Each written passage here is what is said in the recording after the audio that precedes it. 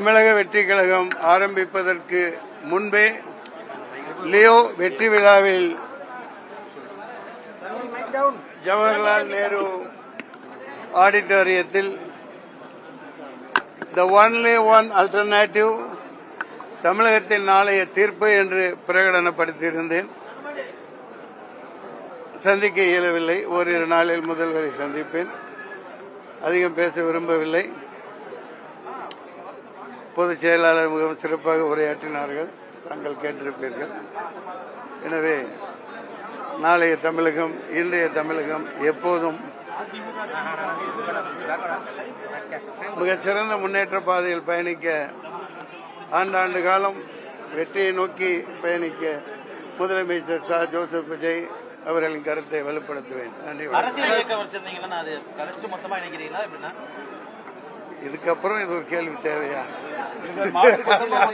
முன்னேறி போய்கிட்டு இருக்கோம். அப்படிங்கிற மனம் நான் இதுவரைக்கும் அதுக்கு தானே பதில் சொன்னேன். பிரிந்தால் தானே இணைவதற்கு, இணையாதிருந்தால் தானே இணைவதற்கு. அம்மணி அவர்களுக்கு தான் சொன்னேன். நன்றி.